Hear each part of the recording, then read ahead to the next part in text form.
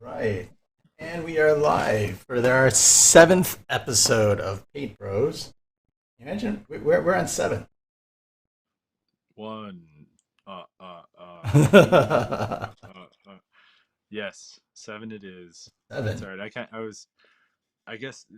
I don't know. I feel like ten's gonna be momentous or something. But Yeah, seven is. we have to do something with that. What's lucky number seven? I figure that was like 7 days in a week. Yeah. What's up? What's up? Matt Matt What's Matt, up, man? Holl- Matt Holloway says they're super excited for this topic. Aha. Yeah. I actually had a. I was just talking to. I met up with my friend Jamie. Jamie Hmm. Jones, another fellow comic artist. Hmm. Uh, who used to live where I live and now he doesn't. So Oh, he came into town to drop off a painting for somebody and talk about some beer labels he's doing for a beer company down here. yeah, Anyhow, we got to talking about creator stuff, which is funny. It was the topic that we're about to talk about. He has his own properties as well. So hmm, yeah. yeah. So We should. on that note, before Uh, we uh, go there, let's yeah. how was we've both been to three or more conventions, correct? Yes, yes. Three pretty big and major conventions. Yeah. We did two together and then one separately. Yeah. Uh, and it was, and I guess the last time we talked was after the first one, correct? Last time yes, I didn't see you. We talked, Right. but we didn't. Yeah. I Yeah. didn't We see we you. we talked, not publicly talked Yeah, yeah. on here. So how was Planet Comic Con or Kansas City where you went? Oh, no, we talked a little bit about that. Like Planet Did Comic we? Con, I had my crazy Airbnb fiasco. Oh, okay. I didn't realize we Yeah, talked about that. on YouTube, I think we did. Yeah. Oh, if not, I'll do a quick summary. Yeah. Go for it. Um, I had a big Airbnb fiasco where they canceled on me on Friday, the day I was supposed to actually check in, and ended up staying at a place that belongs in Cribs that Airbnb helped me get. And You it know, doesn't belong in Cribs. What it belongs in is a porn video. or that it Let's belongs call to it. Let's call it the. what we are. Wait, when you have two king size beds put up next to each other in one room. There's only very few things that can your mind can possibly generate the use Yeah. for that for. Either Shaquille O'Neal sleeps there, or Right, basketball along with players. another Shaquille O'Neal, or there's a lot of escapades that happen at that particular location. Yeah, but otherwise, I felt it was a solid show. I have no real big complaints. I have no real big like, oh, it was amazing. It was a very solid show. I did a little bit better than I did 2 years ago. I felt like there were less people there than I remember, but the Oh yeah. people that were there were ready to buy. Right, I had several orders of people who bought multiple prints, um, and a few pieces of artwork and things like that. So Nice. overall, it was a really good. It felt nice. It was a as opposed to DragonCon, it was kind of a calm, relaxing show. Which leads us to the con we just did last weekend, which was DragonCon. And for those that don't know, DragonCon is sort of the con that we uh, kind of live and swear by. I mean, Yeah. it's I mean, I do a lot of fancy art, obviously. Hmm. Tony does some fantasy stuff, and it's kind of near and dear to, I guess, our proclivities. Yeah. Um, and I've done Dragon Con since like, wow, forever ago. And I Hmm. think I turned you on to it, correct? Yeah, yeah. You're like, you should really give it a try. It's a convention that's completely different from any of the other ones that you've done, It draws a and different audience. it definitely. Typical comic crowds go to, the comic oriented conventions, like, Yeah, the big ones like New York, and those type of yeah, yeah. cons. And then you've got, Awesome con. right, and then you've got Dragon Con and Gen Con, which I think kind of separate sit apart from all of that, but also take in some of the same stuff. Hmm. Dragon Con more so than Gen Con. Gen Con's very gaming oriented specifically. It doesn't have any sort of comic bent to it, Right. but you do see some, so it filters in. It's kind of weird. And then you've got Dragon Con, which has two separate art shows, so to speak. It has the pop and comic and pop artist alley, which Hmm. is where we were, Yeah. and it has the art show, which is typically fantasy illustrators and fantasy Yeah. artists. People who do Right. magic cards. People who Yeah. do Dungeons and Dragons. Like Initially, book the covers two, and things like that. yeah. Initially, the two were part of the same show. They actually existed side by side in one hall, and then they changed it because the size restrictions were really starting to get to them both. They wanted to have one bigger, like a bigger hall, and you know, it was like they just kept butting heads. I need more room, you need more room, we need to move Hmm. it to a different space. So Hmm. then they moved Comic and Pop Artist Alley to the America's Marts building, which is where all the retailers are. Yeah. So now that is located at the top floor, and then you have retailers multiple floors underneath. The art show is still housed in the same location in one of the convention hotels, but it's now double the size. Yeah. Um, it, it's one of those things where it's like I always had a hard time choosing which one to submit to, um, like You, because I you, saw you, the you, different is- fields. yeah, you especially. Like I I would I've not, always I would not survive in the art show. I would not. The art show is really tough to get into. I actually got into it one year, and I had double dipped a chip, so to speak. So I applied to both, and ultimately turned down the art show to do the comic and pop artist alley. And from what I understand, that year in particular, it was a really smart choice. Yeah. Um, that was the year that they went through the growing pains of separating the two, Hmm. and it just didn't work out well for the art show. It worked out well for the comic and pop artist alley, but it didn't the other way around. Um, I've never actually had a bad Dragon Con. This one was no exception. I had an Oh, amazing show this year, as I yeah. know you did, because Yeah. We we both sat right did. across from each other. Yes. We sat. It's we haven't. I don't think we've ever sat across No, from no, each it was other. kind of surreal, like It staring was. down at each other. Yeah. Like, Every once in a while we would get up and have to like walk over to say like one or two words or see what each other was doing. yeah, how you doing? Hey, You yeah, need you need water? anything? But um, it was good. I did not really stop doing anything, or stop drawing the entire weekend. It felt kind of mind numbing. it, After, I guess, the first day, I was like, okay, well, this is the pace. The pace is never stop. yeah, Um, yeah, and I mean, there were lulls, but the lulls were because we had to quickly pick up the pace and hmm, continue painting as fast as possible. Um, we both took on a ridiculous amount of commissions. I took on as many as I could possibly do if I didn't have quite so many print and book sales. right, Which is a good thing to have, but it's something where I hadn't anticipated the demand, right, and I really hadn't anticipated the volume of people I would be contending with. hmm, Um, like I didn't think I would need to devote so much time to, you think, oh well, it's just selling a print. All you have to do is grab the print, complete the transaction and give them the print. It Yeah. is way more than that.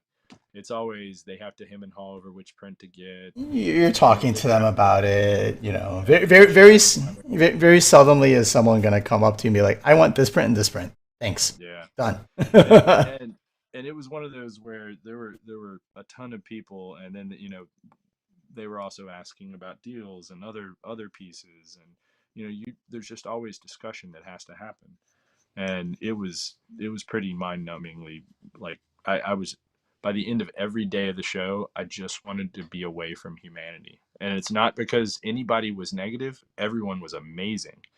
It's just you really get kind of overwhelmed when you're in this like COVID environment where you don't really talk to anyone, and physically, and then Yes. suddenly you have to talk to everyone, Right. nonstop.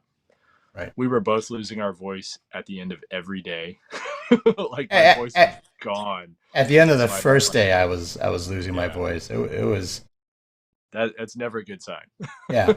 Yeah, we knew it was going to be a long weekend after the first day. Like Yeah. it was the amount of business that came through, the amount of requests for commissions and everything that came through on the first day of DragonCon was equivalent to my entire weekend at Kansas City.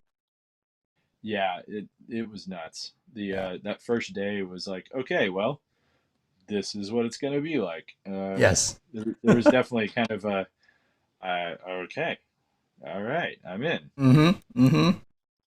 Yeah. If we weren't actively painting or drawing, we were thinking about, okay, when are we going to get back to the Airbnb so that we can finish some more painting and drawing? At least two of the days we ended up leaving early to try and catch up, Mm-hmm.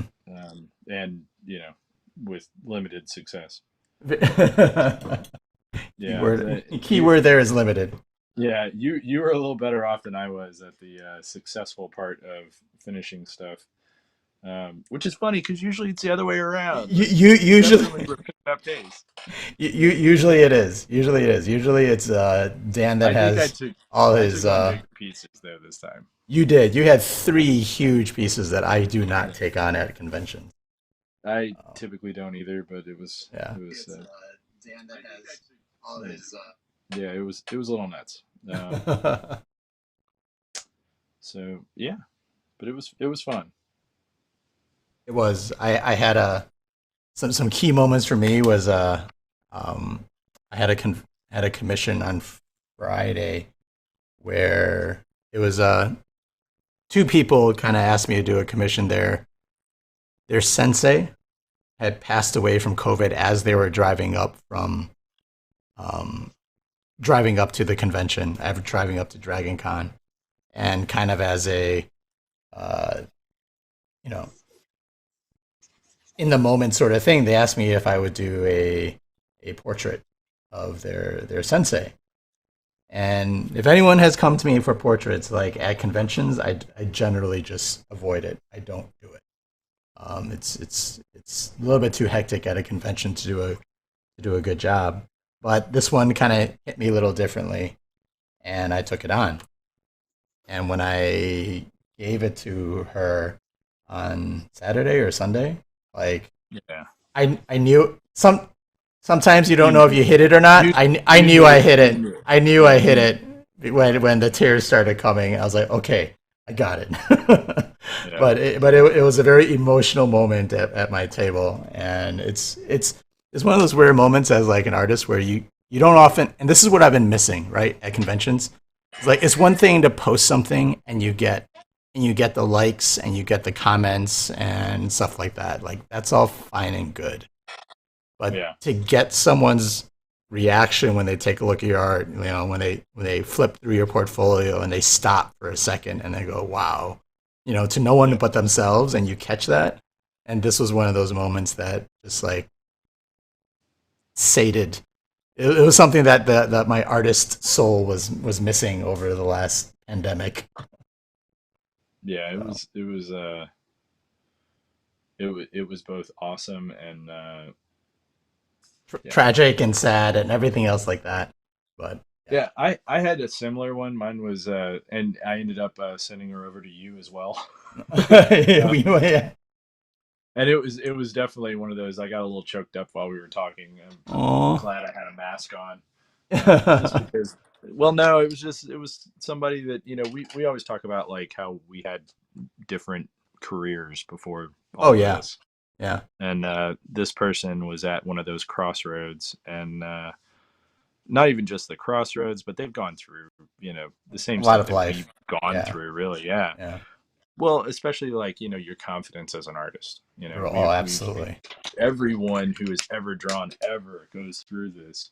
Hmm. And just to keep us honest, what time is it right now? Trying Three to 320, 420 your side. You're three saying. twenty. Okay, we've got 4:20, yo. Um, Okay.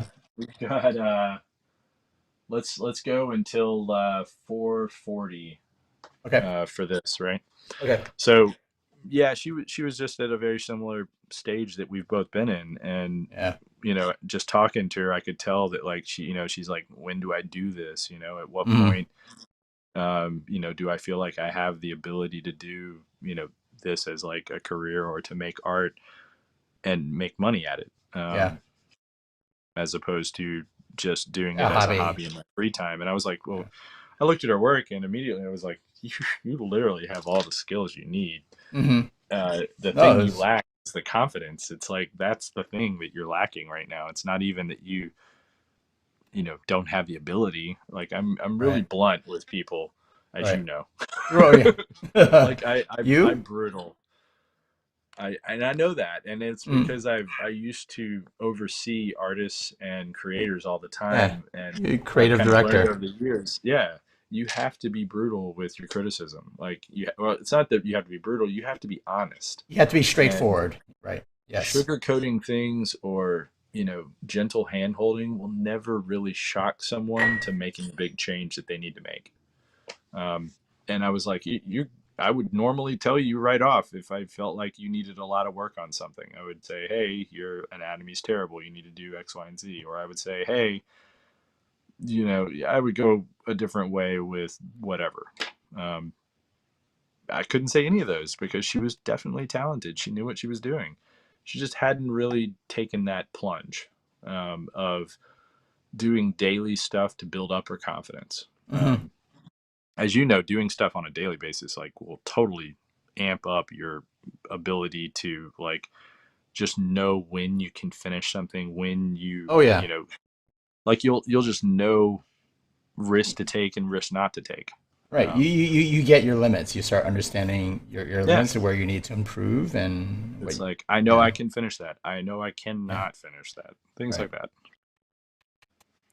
So, anywho, No. met Yeah. She her was. and chatting about all that. I Hmm. definitely there were moments that I could tell that I was definitely like Sharing a saying the moment. thing. Well, it was the things that I've been through, and I know she was Yeah. going through right then, and I didn't realize how much she was going through it until Yeah. I started to see her welling up, and I was like, oh man, yeah, yeah. I was No. like, She. don't do that because we're both gonna do that, and that's never a Yeah. good sign. um, Yeah.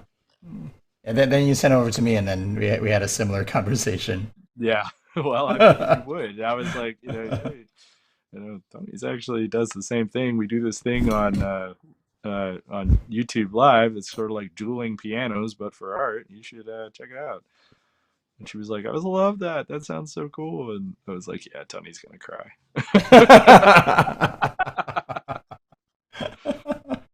uh, but yeah, no, it was good though. The whole show was amazing. I'm trying to think. I can't see the chat today for some reason. Do Oh, you know why? I don't know. I got the chat up running for me. They have there were some issues with your volume, so I changed that. So you're better now. Oh, that's good. And there's a quick question about whether what I'm drawing is for my comic, and the answer to that was yes, Aha. which leads to a good segue if we want to take it. I think I see now what the issue is. I was trying to open it. Yeah, I hate clicking our link in YouTube or in Facebook. Oh yeah, Yeah, every does time it I try open? linking. It opens in Facebook, which delimits Yeah. everything. Right. It Right. Right. totally Right. kills the chat and everything else. I Yep. see everything now. All right, Okay. we're all good. Yeah. I'm Facebook glad. has their own like weird mini browser.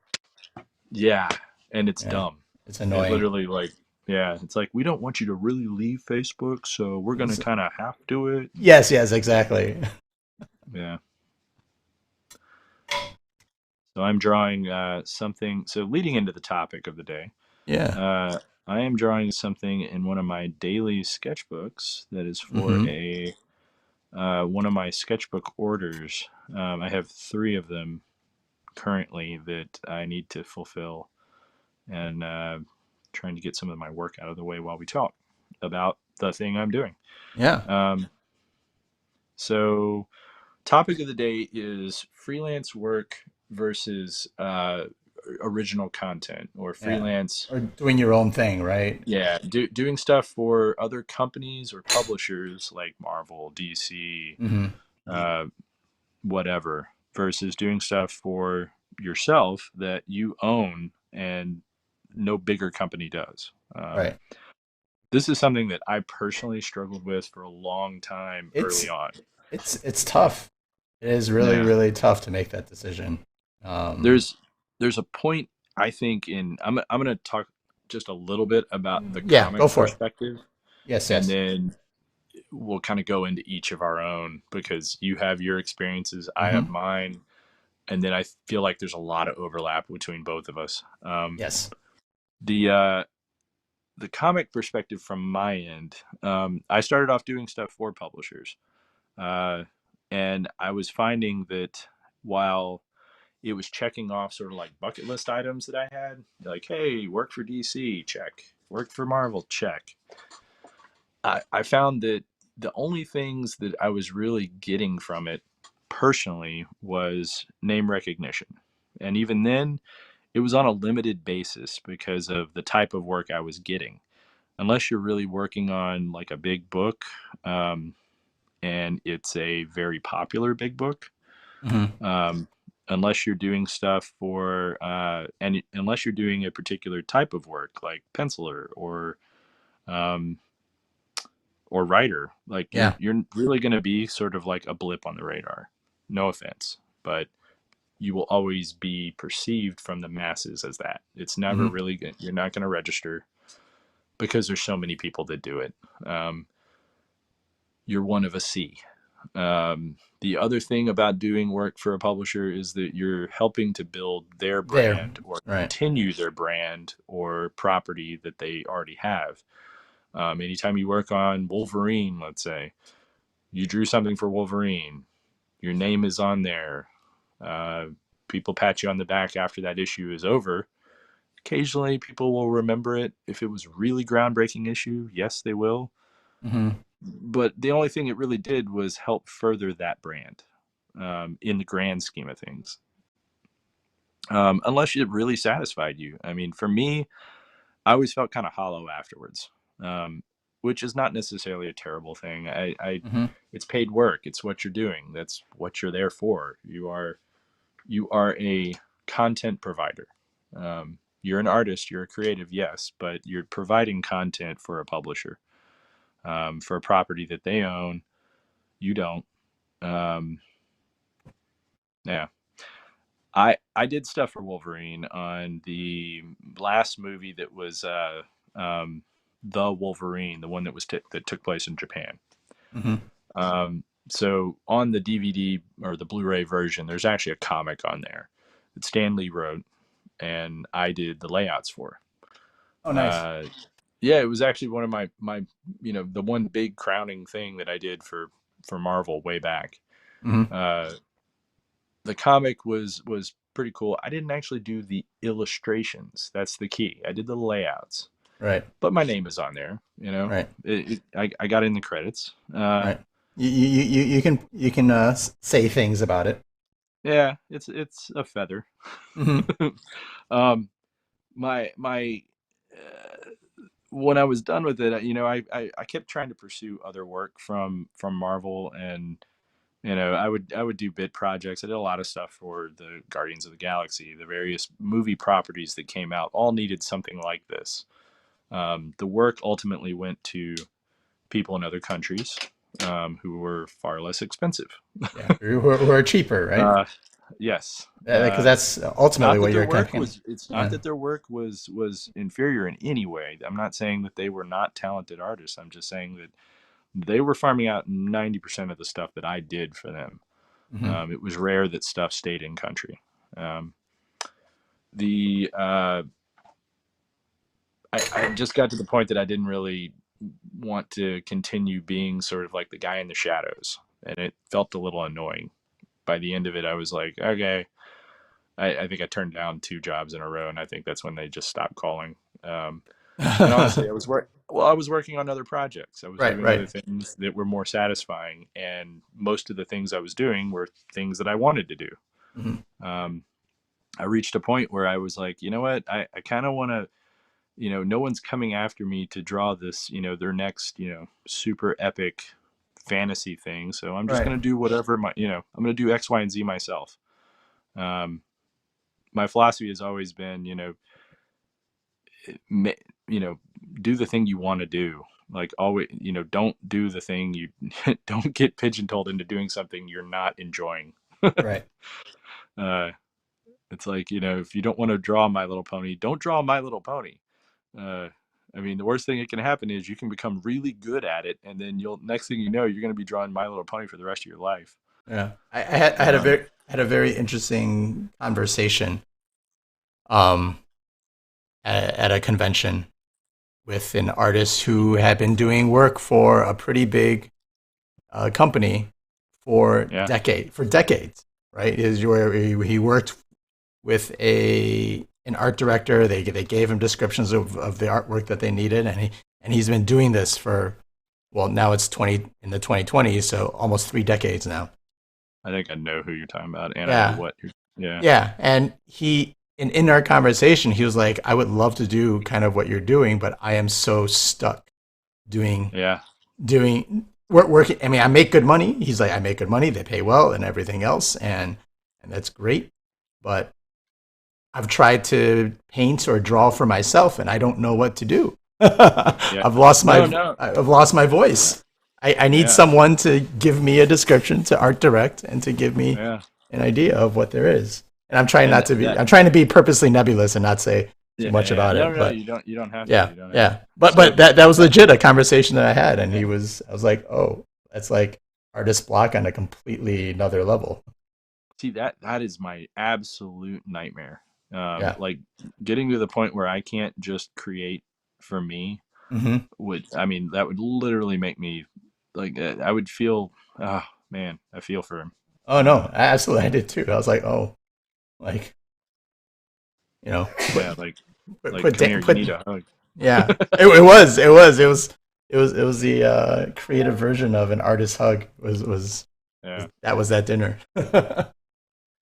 My the thing that really got to me was I would see, you know,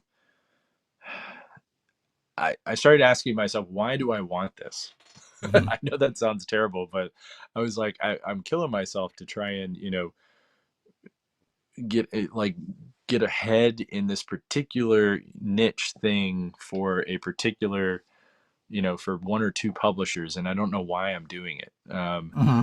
Like, is it to just have the caveat of yes, I illustrate, I penciled this for so many issues of blah blah blah. Right. And to a certain degree, that's not a bad thing, because let me tell you, there are collectors who will collect your work till the end of time if you've done a Hmm. certain run of something. Um, so I'm not discounting it, and for those that do it, I'm definitely not discounting the work that you're after doing. I'm talking about purely from my perspective and the things that Yeah. I want. Right. That's the thing. Everybody's path is not the same. I know plenty of people that are doing work for a particular publisher or two And they love it. publishers, And and they love they it. love it, and they don't see anything. I don't think they'll Hmm. ever Never not want to stop. do that. Yeah. Yeah. Um, for me, I want to actually, I don't want to just go to the premiere of a movie show and get handed a $5,000 check. And for those that don't know, that's That's why typically what Marvel. Yeah, Marvel welcome does. to Marvel. I Yeah, know that was a nice um, touch. Nice point. yeah, it really was. I would personally like to say, oh, I created Hmm. Hellboy. Thank you very much. Or Hmm. I would like honestly, the biggest hero for me over the last couple of years, it would probably be Mike Mignola. Um, Yeah. I mean, watching, he is the only creator that I know of, and you correct me if I'm wrong, who created a property that everyone knows Hmm. is not owned by the big two, it's owned by him, Hmm. and is almost a household name. Everyone knows who Right. Hellboy is. Right. Um, and he's kind of living, in my opinion, the dream. Hmm. He's created his own thing, nobody's rules, his own. Uh, it has been published by a publisher, and he still has that publisher. But at the same time, I mean, he's called his own shots across the I'll, board. I'll go OG on you and say the Turtles. So you think Eastman and Laird fall into that category? I think I, I I, think they I would would. kind of agree. I would kind of agree. Yeah. I think they fall And into that category. I say kind of agree because like they sold it, so Yes. I mean you that. know Yeah. But they didn't there's for a that. long ass time. No, they took a long time, but when Yeah. they did, Yeah. it's like that all went away Right. to a certain degree. Right. I, yeah, I don't know. He's the Um. only one where there's a property that's still in his control. Mhm. He still maintains it. It's Yes. still his baby. Yes. It is. And you're okay. On that note, I think you're the. I, I can't think of any other one. Um. And maybe anyone else out there on the chat can. But I can't. You're right. I think that's.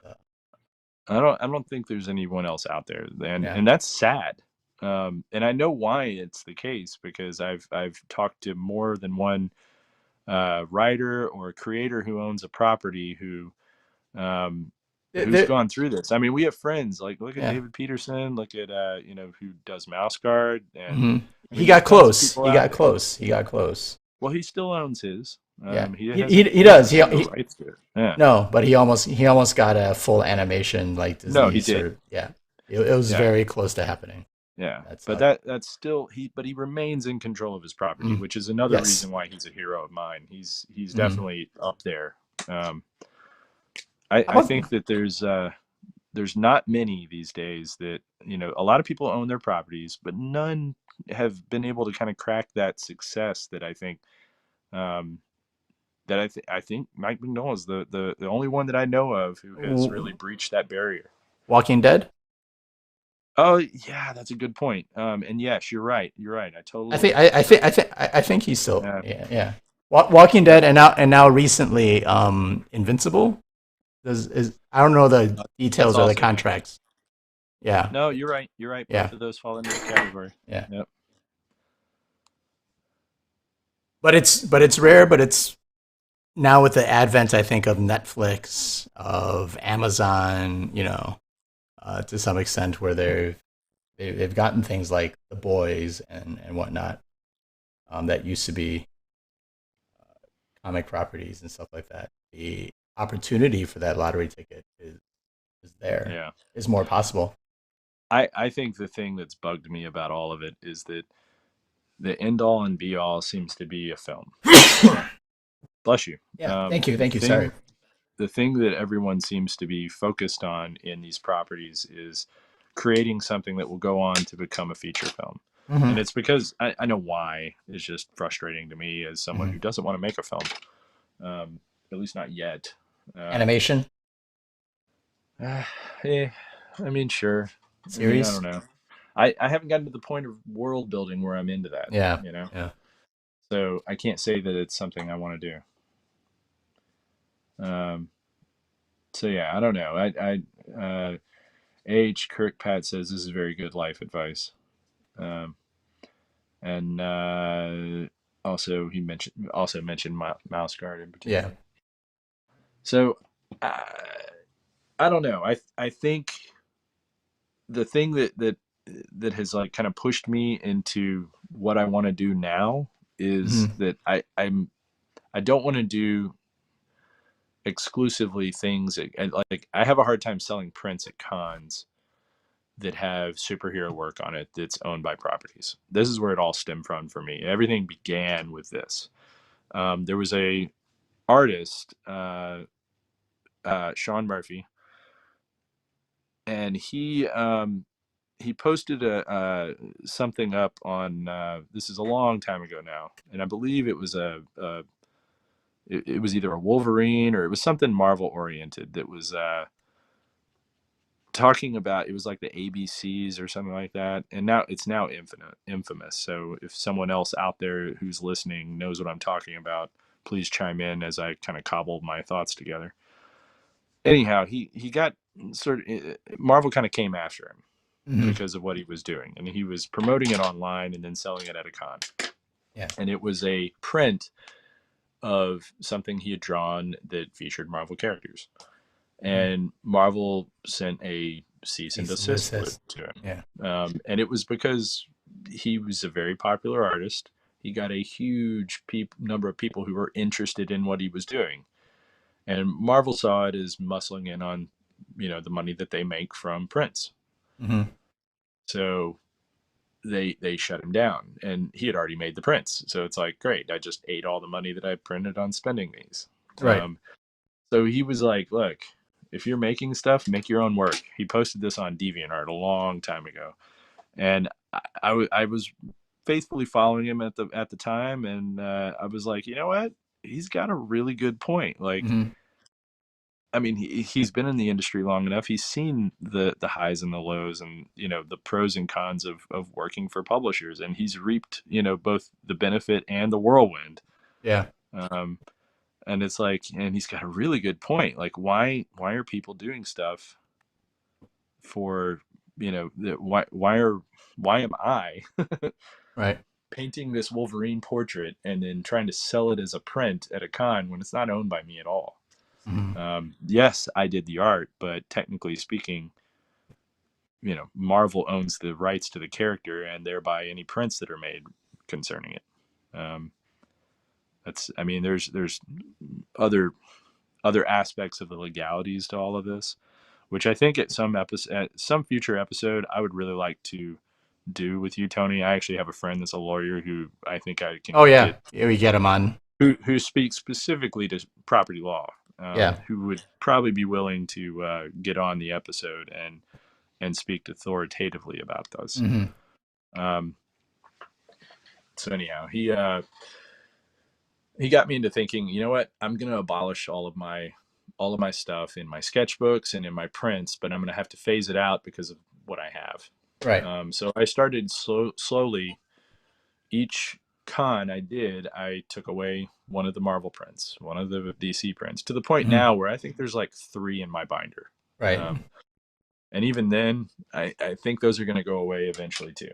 Um, like I've pretty much pared it down to almost nothing. And then I started Hmm. thinking about my sketchbooks, because I had a yearly sketchbook that I used to put out every year, and it was full of Yeah. Marvel stuff, industry DC stuff. stuff. Yeah, Yeah. yeah. It was a collection or a highlight of all my commissions over the year. Hmm. And I was like, I need to get rid of these. Like this whole format needs to go. And I was like, you know what?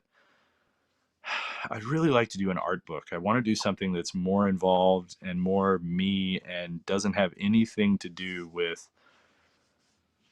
any of the comic stuff at all. Like, no Right. superheroes, none of that. Just literally the stuff, whatever I want to draw with it, and not that I don't want to draw that stuff. It's just right now I was kind of in a weird place. Hmm. So I started doing my daily sketches, and they were just things that were like uh, whatever came to mind, really. Right. We said we were going to stop like 5 minutes ago, by the way. So you want to continue for like 10 minutes and then move on to something else, Sure. art wise? All right. What do you Or mean? Like, or you can oh. or you can continue whatever you want to I watch. oh I will continue with this Okay. piece. I'll As it's probably finish this. I have three of these, so I'll probably finish this and do two more. Yeah. Yeah, this one also this piece also pertains to this topic, so I'll keep up with it. Yeah. Which we will get into very soon. Yeah. Um, so I began working on what is now in my daily art books, which, as I close this, is what one of these guys are. Mhm. Um, Originally, it was just, I would warm up for the day painting whatever I wanted. It would generally be something that was um, not what I was doing during the day. So I would be working on Marvel layouts, and in the evening or in the beginning of the morning, I would paint like a dragon or whatever I wanted, really. Mhm. Um, and I kind of went back and forth between them. Uh, and then it got to the point that I was like, when I finally started saying, no, I don't really want to work on that project and things along that nature, I, uh, I started doing stuff that was different. It was, it's like, hey, I'm going to spend the whole day drawing whatever I want to draw. Right. Um, and then I found an audience for it. It wasn't just you know, I was getting a fairly decent following as I posted each day, and then people would Hmm. send me notes. Hey, can I buy that? Whatever that is, I want it. Yeah, I remember when you started doing like your gods and goddesses series. I was Yep. like, "Whoa, that's awesome! That's brilliant! You're gonna I make a started play." participating. Thank you. I started Yeah. participating in that kind of stuff daily to try and do something that was, outside of the comic book wheelhouse that I had been kind of in for a while, and that's kind of where everything else kind of originated. Um, Mhm. so yeah, I finally got to the point that I had enough work that I could actually make a book. Uh, I kept everything to the same format. There was a little bit of reformatting I needed to do because, Right, you're figuring things out. yeah, I mean, I ended up having to ditch a lot of pieces. There were actually a lot of pieces that didn't make my book just because the format was not really conducive, Hmm. the square sort of format. So while I did them as daily sketches, they just wouldn't work. Um, so yeah, and then now I'm working on the second book. Uh, on top of that, there's three other books that were kind of in the mix, Hmm. and now I have this. I guess like as of what 2 years ago or 3 years ago, I'll show you something that I started, which is as I look it up here.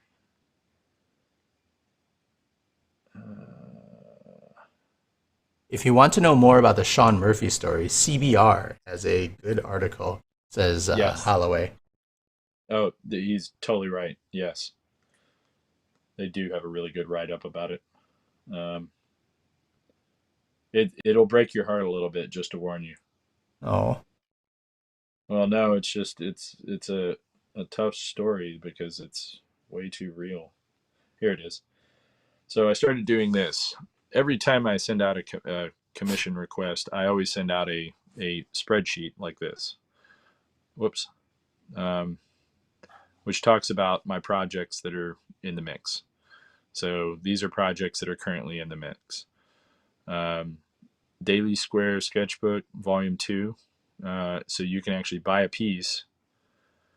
These are the two sizes that I have available. And then you get the original first. And then when the book is printed, you actually get a copy of the book that it's in. So it's sort of like my version of a Kickstarter where you can own an original.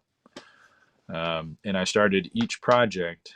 Another one is Forgotten Deities, which is a little late at this point, but it's thank you, COVID. But this one's actually pretty close to done. I think I have like probably another couple months worth of work, and then it should be ready. And a couple of gods left to finish. Well, more than a couple, but not as many as I did before, that's for sure. And it'll be different gods from different pantheons. And then I have next year my dragon book that I've been working on slowly because it's way too big. Um, I don't know what size the final book is going to be, but I'm doing all the illustrations at like a much larger size than the others above. Yes, Um, so it's easier to downshift yeah, yeah. But this than to have way, to up it. I'm working on three different projects and staggering them and working on them over time so that I constantly have, and I have another one that's on the horizon that I've thought about as well. But until these are kind of squared away, I don't want to entertain that one. Um, but this way, I've got projects that are all mine. They're owned by me, no one else. Mhm. I don't have any sort of oversight that I have to worry about, or even royalties that I need to pay someone. Um, and I don't also have to seek permission from a publisher or anything along those lines, or worry about a C&D letter that shuts down everything I'm doing. Um, it's hard enough making money in art, uh, as we both know, but also anyone else here that's making But art currently. but you're also taking a huge risk, It is, and there's a right? lot of risk. Right. That's why I supplement that with other work. Like I'm doing work for Tops, as many of you know, on Star Wars. I'm doing stuff for other publishers just so I hedge my bets. I always Mhm. have multiple things going on. Anybody that does freelance work or is a creative on their own, they usually have three or four irons in the fires. Um, it's you never know when something like COVID's going to happen and all conventions are shut Oh down, yeah. which I know It, for a lot of it, artists shut if down their entire incomes. yeah, if you didn't know then, you know now. Yeah. I also have now though things like the first volume, which was wildly popular at the convention, um, and I sold out of every copy. Hmm. So the 200 pages of whoops, there we go. Is that a frame of this stuff?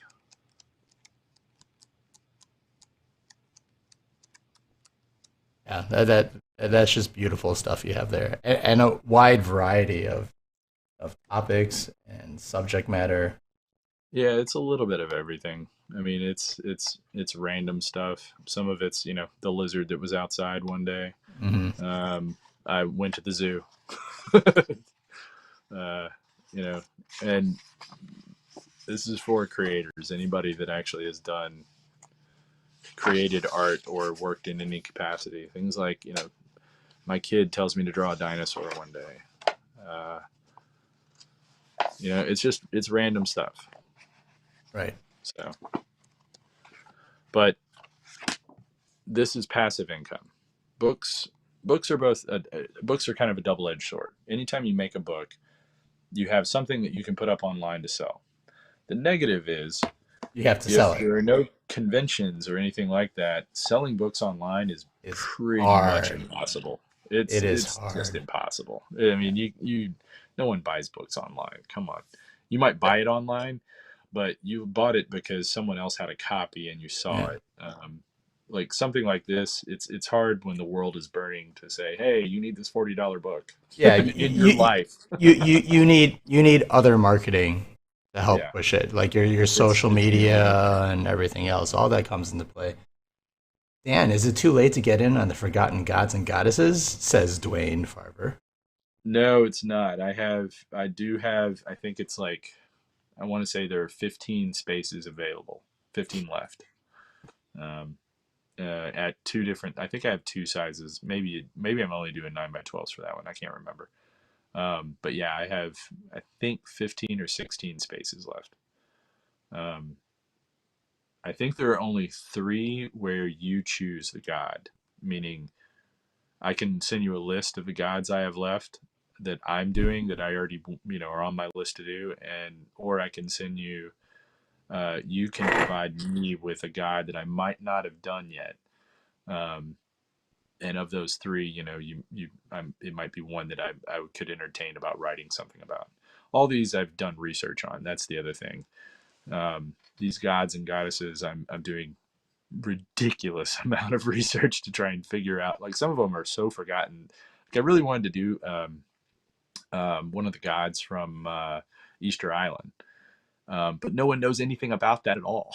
Like it's like everything is speculation. There's no knowledge whatsoever about the the Hmm. pantheon that existed there. Um, we know that it was somehow bird based, and that's the only information anyone has. And you would never get that from the giant heads on Easter Island. No, no, no, Wouldn't make any sense at all. I know. As I said, no. there's no knowledge, no knowledge. Yeah. But It, I would love to do one, and I think I'm actually going to mention something specifically about that because it's so weird and obscure, and mhm. it's kind of in the public knowledge. Yeah. But Like yeah, the amount of research, like I'm going through that now with the 442nd, and the amount of research you have to do both like visually and like especially with your God stuff, like the interpretation of that history, right, or yeah, that data. Like you're like, oh, well, someone saw it this way, and then someone saw it this way. Like, what that's the was it? tough part. Yeah. Speaking of which, I mean, let's transition into yours in like a Hmm. second. The that's the hardest part is, at what point is it research and at what point is it you? You Right. know, for me, I'm trying to be as faithful as possible to, how they, like, for instance, does anyone know about, everyone knows Medusa, right? Hmm. This is a good example. So We if you think we actually do. do a lot of research, yeah, you think you do. If you do a lot of research with Medusa, everybody knows it's like, wait, Medusa has like a snake body and she's got snake heads. You're actually totally wrong, which is sad because it's like that's Ray Harryhausen. That's not actually the depictions that go back Hmm. way back to like Herodotus. Right. The first, the Pulling first out accounts. Herodotus. Yeah, yeah. If you want to go way back, go way back. The first accounts and even on urns and things like that of Medusa, she actually was an angel. She had angel wings and she was beautiful. It's only when you get into later versions where they started to make her grotesque and more monstrous like, and it wasn't because of the curse. The curse happened, she still had angel wings, but she also had snakes in her hair. That was the only big change that occurred to her with the initial versions. As time went on and the tale changed and the tale, kept getting passed down, it changed into her being more and more grotesque. Like she was suddenly depicted on urns and things like that as having like really, really disgusting face and not even being beautiful anymore. And it's only through like a ton of research that you start to see these like weird evolutions and how time in particular and the retelling of stories really alters the way the story goes. Um, but yeah, she actually was kind of one of the first angels. So there you go. Hmm.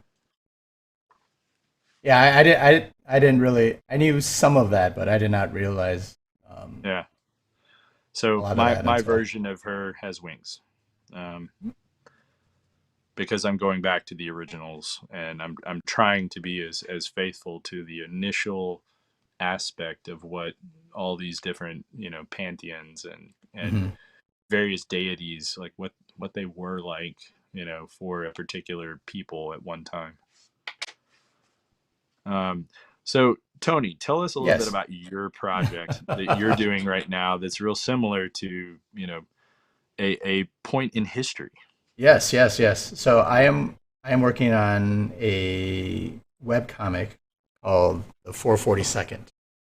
And it's a story of um, retelling really is I'm trying to be historically accurate to this. But the 442nd were the Japanese American fighting battalion that fought in Europe during World War II. And this particular battalion is the most decorated battalion in all of US military history. There were 14,000 Japanese Americans that were awarded about over 18,000 different medals, awards, and commendations. And this is a story that I kind of stumbled upon. I knew nothing of them. I think Um, I actually knew about this before you yeah, you mentioned knew it. it. Yeah, I kind of mentioned it to you, like, hey, have you heard about this? Like, blah blah blah. Yeah, And you're like, yeah, being that Dan grew up, some part of his youth was in Hawaii, yeah. and a good chunk of the members of this were came from They're Hawaii. actually lots of monuments over there. Yes. Yeah. Specifically. And I also, for those that don't know, I come from a military family, so Yeah. Yeah. we were stationed there for a long time, so we were right next to a lot of those monuments. Yeah. No, no, no. And so it was crazy because I was like, earlier in 2021, there was a lot of Asian American news in the media, a lot of it very disruptive. Uh, and I stumbled onto a documentary that mentioned the 442nd in just passing. It was like a minute in this documentary about them. And I was like, wait, what? And so at that point, I just fell down this huge hole of like wanting to learn more about it. Yeah. And the end Mind dump. result, yeah, mind dump. YouTube is amazing, Library of Congress, all sorts of things. And at some point around May or June, I was tossing around the idea of like, I feel this need to tell this story, Yeah. or at least try to get it out there. And made that decision around June and started trying to put together a story that weaves through the as much historical information and data that I had available at the time, and that's what I'm working on now. So it's a webcomic that is going to be free on Webtoons and Tapas, and it'll like, in terms of this conversation that we're having here on today about your original content versus what you've done out there. This is definitely something where the amount of like ownership and onus that you feel towards something that you yourself create. I've never really felt like this before. Doing things Yeah. I've done like stuff on X Files and Dungeons and Dragons and other things, and But I always thought those it were feel cool. this feels better, doesn't it? But it does. It does feel better. It does. Yeah. There's a certain purpose behind everything. And I think that's another point that we haven't really talked about yet, but like painting, I mean, we have, but not really in regards to this, is painting with a purpose. It's like, are Yeah. you doing this just because you own it? Or are you doing this because this satisfies a part of your soul? Like, you're Yeah. actually telling something that people should know about and they don't. Right. You're trying to express this level. I want to try to hit this level of like, you know, Gravitas. gravitas of being you know, as an Asian American, that I identify with a lot of things that come with being American, but I also identify with a lot of things of being a foreigner trying to be American Yeah.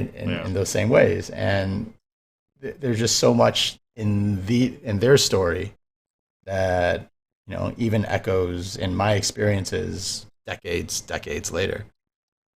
And so like the research for all this was not just historical research, but also what did the backpacks look like in World War II? Yeah. It goes all the way to like the flag only had 48 stars, right? So Yeah. there's a different structure of the stars on the flag, and you're like, oh yeah, well that makes sense. But you have to consider all these little things, and I'm like, oh, the amount of research that comes into that, you have to like want to do it. Otherwise, it's just too much. I know why it hasn't really been done Yeah. before. Well, yeah, that's the thing. It'll a lot of this kind of research will both make you excited, but it could also deter you from doing the project altogether. No, absolutely. Like if you talk about like your gods and goddesses, or Yeah. hey, you're gonna do a 200-page art book. Right. If you start there, it's gonna be daunting, and you're never gonna. You have to put one foot forward and Yeah, complete one thing and then move on to the next thing. If you approach it all from the whole thing at once, you're gonna be like lost. I mean, yeah, I didn't anticipate the art book being 200 pages. I right. actually originally was thinking, well, no, I thought it would be 100 pages, and then I got into it, and I was like, I have 300 pieces here to choose from. Holy moly! And then I started thinking, you know what? I kind of want to. I want to edit a bit. I don't. There are some that, while I like them, I want to have the book have a different feel. Like if I put all these in, then it's gonna feel too horror. If I put all these in, it's gonna feel too sci-fi. If I put all these in, it's gonna be 100% fantasy. Um, so it was kind of picking and choosing my favorites. Hmm. And then the other thing, as I went, I was like, man, I'm way better than that now. Which is, I feel like that is the thing Yeah. that you always run into when you're doing an art show. Oh, yeah. That's a collection of older things in particular. Yeah, the amount of growth that you do through this, like I Oh, know there will be. I'm going to be huge. looking back at this first issue that I'll be releasing a year from now and be like, oh, is that? Yeah. Having seen it, I can tell you, you definitely grown since like day one to day now. Yeah. Yeah, yeah. It's again, it was also one of these things where like, okay, I'll keep it. I'll try to keep it short and just succinct and to the point. And now I'm like, yeah, this is like a year or Page two. Yeah, 872. yeah. Like I'm not going to get this done in a year. I don't know how long it's going to take me to get there, but it's not going to get done in a year. There's too much to tell. It I is. mean, There's too much to tell, and I'm even trying to limit what I am and how I'm going about doing it. Uh, yeah. but but yeah, I, It's I good though. It remember. sounds like you're approaching it the right way though, especially for the content. Yes. Yeah. You know, you I, don't want to I rush things. You don't want to, you yeah. know. And that's also why I find this format of sort of the webcomic, in some ways, a little liberating. Yeah. Is you don't have 22 pages that you have to fill and to break up the story into arcs of 22 pages. Like, oh, I have a 4 issue miniseries or 5 issue miniseries. Okay, I got to break it up into the story into these cliffhangers. Like, no, Yeah. it's as the scenes are as long as they need to be. You know. That's good. Um, And yeah. now also you're doing it from a very particular type of web comic. You're doing a Korean style, correct? Yes, the one where you're kind of vertically Is it scrolling a on your forever scroll? yeah Right. that forever scroll. And I think that it's going to like with watercolor. I think with Yeah. the like drippiness and like sort of the verticalness that naturally happens with watercolor, I think that'll be um, a fun tool to experiment with. And a lot of this Yeah. is wholly just giving. A lot of this originated because I've had some opportunities to do some comics. So talking about like doing other people's work. After I did some stuff for Zenoscope, they did ask me to do some other comic work for them. Um, and I was like, well, only if I can do it if you're willing to do like a watercolor or something where I have more than just pencils and inks Yeah. involved with that. And they're like they kind of hemmed and hawed and they're like, no, that's okay. I was like, oh well, and it was just sort of a search for me to uh, try to find something where I could combine all my talents, all my skills into something, Yeah. you know? I think it was a good call. I mean, Yeah. it too easy. It's really too easy to like fall down that like, oh, they want to give me money rabbit hole. Yeah. Um, Yeah. It is. and it's like I will paint the way they, you know, everyone has taught me to paint. And then you look at Mike Mignola, my hero, and Yeah. and the thing that I find really gratifying to hear is that he suffers from imposter syndrome, Oh yeah. which I'm like, dude, of all the people, like, are you serious? How is that even possible, right? Hmm. But it's like, I mean, it's just mind numbing to even think about it. It's like I was like, he does one piece and it sells for $4,000 and it's a sketch. Yeah. A sketch. Like, can you imagine like him suffering from imposter syndrome? Um, but yeah, we I don't know. I'm waxing philosophical now. I mean, and that's what this whole thing is, though. It is a wax of your personal philosophies and what It art is. means to you and Yeah. what your goals I are. You I know. liked when Sean Murphy put his foot down and said that he was not going to be doing any more sketches of this, that, and the other thing anymore. I think I don't know if he's recounted or anything, but I've been pretty firm. Like, I mean, if anybody takes a look at my feed on the things that I illustrated over the last little while, the only thing that I think that I did over DragonCon was what did I draw that was a property? I drew a Balrog. I drew what else? I drew yeah, but I don't know if it was actually a Weta Workshop Balrog. I think it was more kind of 50-50. Yeah. Um, and then I drew what else? But technically, the Tolkien estate still owns the rights to Lord of the Rings. Hmm. Uh, what else did I draw? Oh, I drew Star Wars. I drew a Boba Fett for somebody. That was the one, but it was on a sketch cover, which is intended for that. And this comes, you know what? Sketch covers. This goes into a really interesting thing.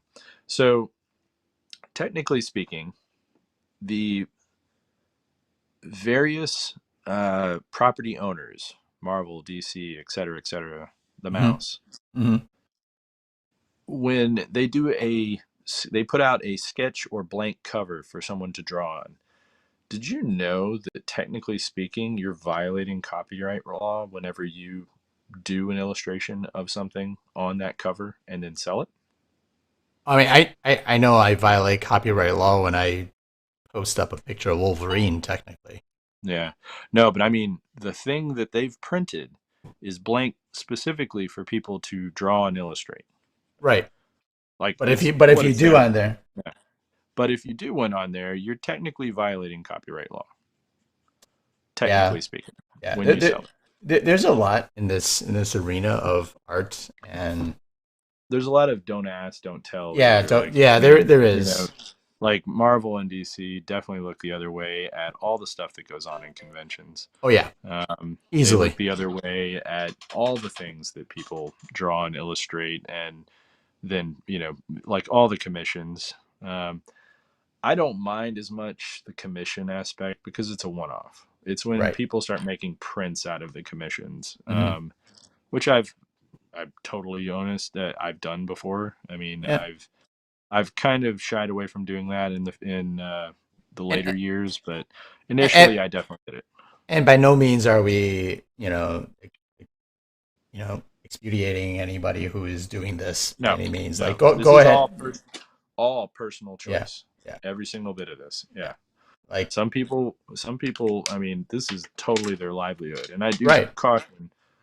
I've seen people get C&D letters, so I do right, caution that at some point it could happen. right, Someone, a lawyer, and could come by with a little letter that says yeah, cease and desist at the top, yeah. and it details everything that you're doing and the properties that they own, and that you cannot sell or do any sort of illustration concerning their properties for the sake of money. You can Hmm. draw anything you want. It's when you sell it. Right. So Um, oh, there was a question before that I wanted to come back to answer, and it was, yeah, Tony, what would you want to do with your comic? yeah, This was in terms of some of that stuff, and for my comic, and in terms of like the bigger picture, what could happen with it. Um, my whole purpose in putting it up for free and putting it up on Webtoons, there's a lot of different reasons. But one of them is basically, I feel that this is a story that deserves to be told, that people deserve access to. Um, and whatever the vehicle that it comes out in, uh, I would just want it to be faithful and, available to people. I could see it,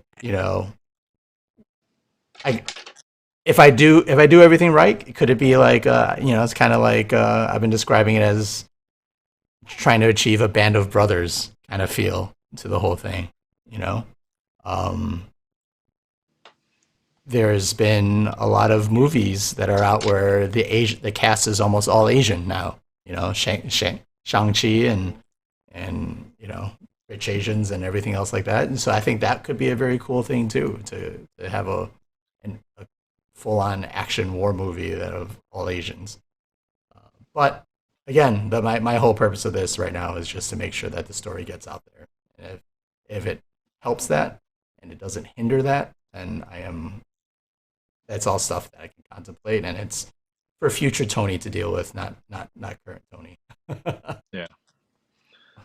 You You also can't. will, you could potentially run into the whole likenesses issue, which is It another story. is, especially with this stuff with history. Like, Well, it's historical is different. yeah, Um, like there's things like, Hoover and, yeah, like any sort of historical figures you're not going to get into trouble with. right. It's when you're talking about the likeness of, yeah. So Legal some stuff. I is feel like we right. should do an entire episode just about Right. legal stuff concerning art because it's No, a there it's is. a deep issue. Yeah. Whether you should have insurance, things like that. Uh, what For happens sure. if my hand breaks? So, uh, other things, I guess that I guess here's another. Just going into another property. We'll talk briefly about Tuskers, which is another Hmm. thing I own. Hmm. I am a co-owner, which is a thing that a lot of comic creators have been doing these days. Like you see Image, you see all these different properties out there that are owned by like Kirkman, and they're independents. They don't actually they are not beholden to anyone else. Right. Um, and there's a reason for it. A lot of them started off like, let's take Rick Remender for instance. He started off doing stuff. I mean, he's known for his Captain America runs, his Hmm. all of his runs that he did on other comics. Once he used that as a springboard, he started his own stuff, and now he's wildly popular and well known for those. And those while he probably doesn't make a lot of money initially on them, it's when he sells the rights to them that he makes like a payday, like a Right. real payday. Right. It's when something turns into Deadly Class, on the Sci-Fi Channel. It's when something, those things are where he actually makes his money. Hmm. Um, and that seems to be the way that writers typically work these days: is they develop a property, they own the rights to, or they co-own the rights with an Hmm. artist, which is much rarer. Um, Hmm. Most of the time, the art is work for hire, Yeah. which is another thing that I'm semi into. It's like on one hand, I think it's a good idea. On the other hand, I feel like anytime you make and create a comic, the writing and the art are 50% split. I Right. mean, a comic will never exist without the art, and vice versa. And without a good You need story, two parts to make a whole. You can't have part of a story and all the best art in the world. It'll still be a piss poor story that no one would read. yeah. You also, by the same caveat, can't have crappy art to go with a really good story because no one would read it. Right. You can't just make mistakes.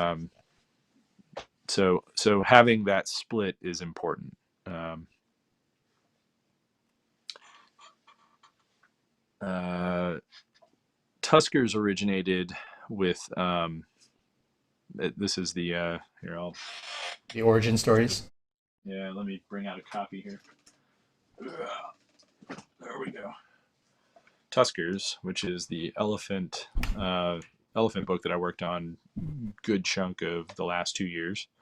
It took me about half a year or 7 or 8 months to make all the art in Tuskers and put the Hmm. book together. Uh, the writers are Mark Gaffin and Javier Barrios. They are both amazing writers, and the story is kind of what sold me. And you talked about how the story that you stumbled upon, is what Yeah. really kind of fueled your passion for it. Right. And this was the exact same way with Tuskers. I had actually sworn off doing any sort Comics. of sequential work. I was Yeah. done with sequential work. I was honestly kind of burned out by it, Hmm. and I really was more passionate about drawing the things I wanted to draw.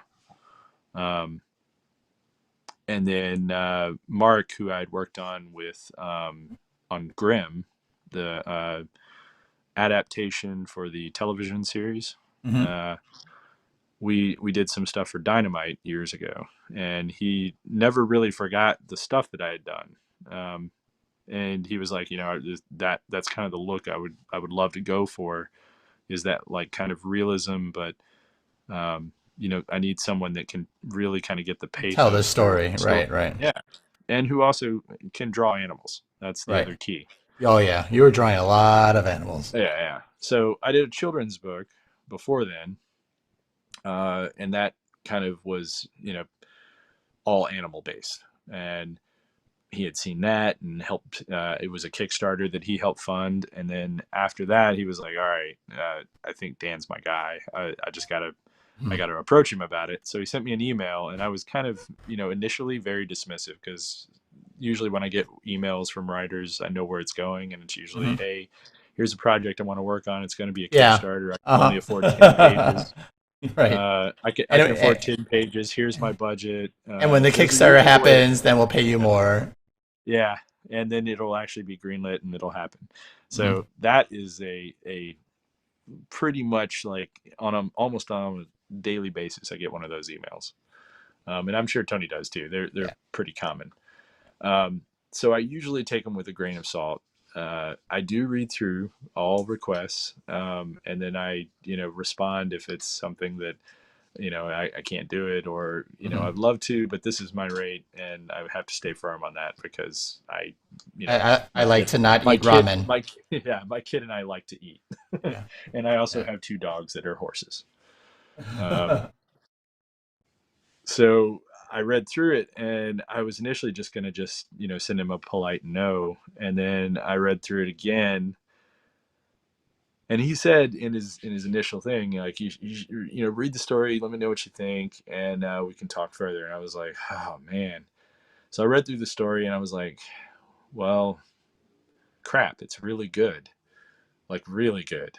Um, but more importantly, it's to help raise awareness about elephant poaching, and it came from a position of someone who was truly moved by what this particular elephant orphanage that this was loosely based on is Right. going through, and it had some real world consequences. And they're talking about, it's like, look, the extinction of the African elephant is almost a certainty at this point. um, I mean, literally, they lost almost, they were down to less than 200,000 4 years ago, and Wow, that's they crazy. had declined by 98% of their population in under 100 years. And when you think about that, under 100 years, they lost almost 100% of their population was gone. That's They crazy. used, yeah. So now it's like you go to Africa and it's like, well, you'll be lucky if you see an Right. elephant. Before it was like you go to Africa, you see elephants. Hmm. That's where they live.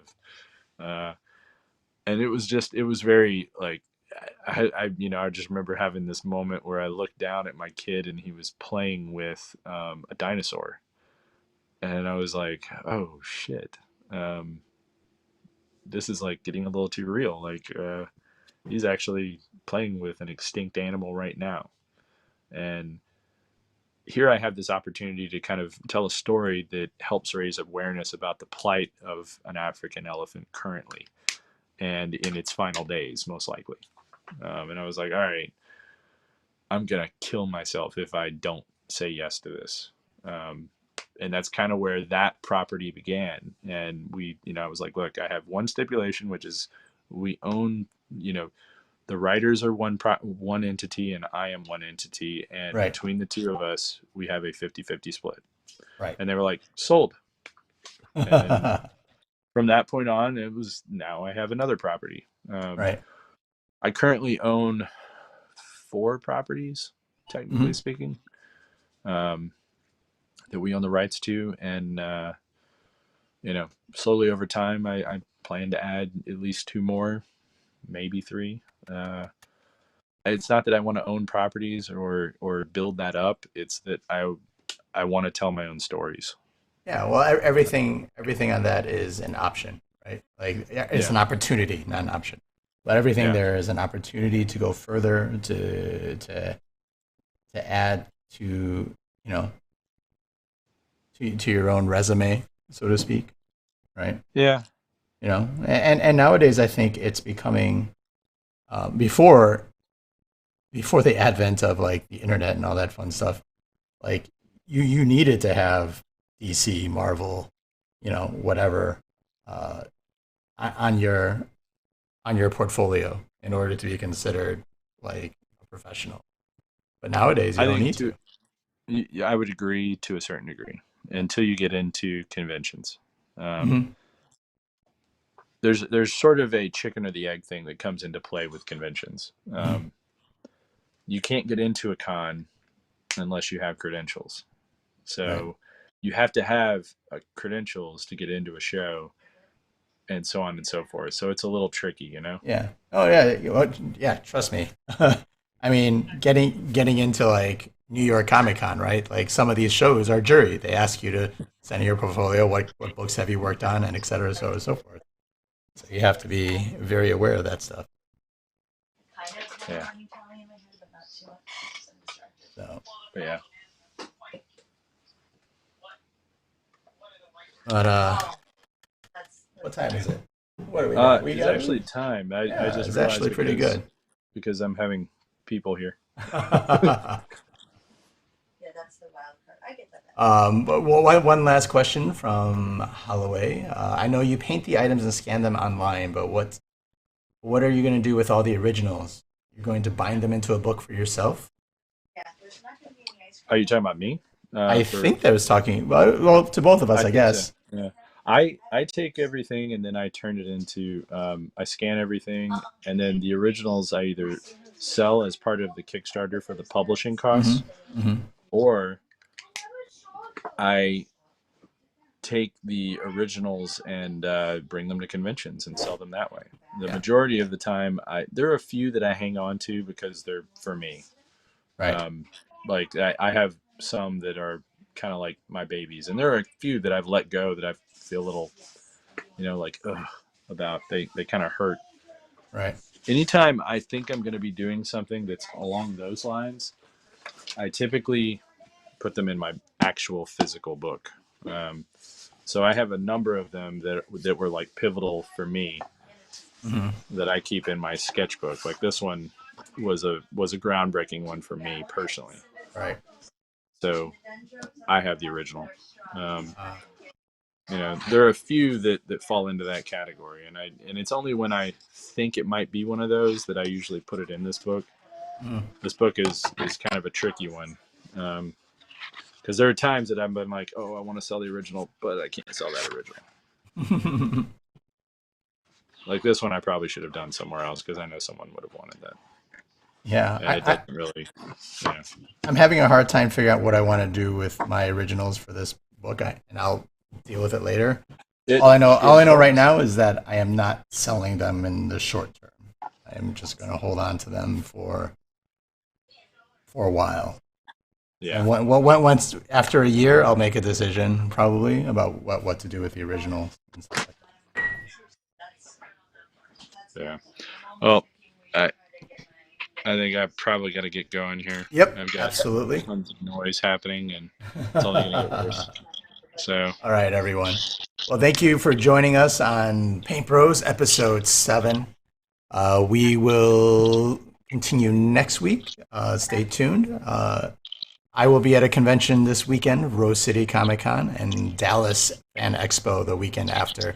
And then I'll have a week off, and then we'll really be able to like set and prep a few things for episode 10, which should be happening in a few short weeks. yep. Uh, yeah, that's true. Yeah, we'll, I we'll have some episodes about Inktober or Arttober coming up and how to Yes, prep and yes, prepare for that. indeed. So lots of fun Yeah, things happening. we will definitely be. So next month, I'm going to be doing both an Inktober, but I'm not calling it Inktober because I'll never use that term. And I will also be doing an Arttober. So I'll be painting a piece every day and doing an inked piece every day. Yes, yes, yes. I'm basically taking that month off specifically to do that. You're going to put me to shame. No, I have like well, 4 yeah, conventions but that weekend, I'm not doing that cons month. that month, I know. so I have 4. I had to make it a thing. Otherwise, I wouldn't get stuff done. Yep. So I'm going to be really kind of pushing it hard, and our lists will probably go up in the next week. Yes. Might We'll even happen. confirm it. Yeah, it might even happen like Monday or Tuesday of next week. All right. And And so then you on guys will top all of be that, able to join us. yeah, definitely follow along. I hope everybody does. I'll be doing a lot of ink stuff live, and we'll probably be doing it live as well on Instagram. Mhm. And I think the next episode is supposed to be our ink episode, right? I think so. I Um, think so. yeah, where we discuss Line work and ink. inking techniques Hmm. and all sorts of things along those lines. Um, and it'll be uh, a lot of tool talk, a lot of technique talk, how to do textures, different things. Um, so yeah, All right. I hope everyone joins us. Thank you so much, everyone. If you have any sort of questions concerning original properties and content, Yeah. feel free to email me or Tony. Or just leave them in the comments below. Yep, we Yeah. will be sure to answer and comment back, Yeah. because this stuff is very close to both of us, and we've experienced all the ins and outs. And for everyone else who is a first time listener, as you Yeah. catch on to this episode, make sure you like, subscribe, and comment below what you liked about what you would like us to cover in the future episode. Indeed. All right. Take care, everybody. Take care. Launchy. Bye.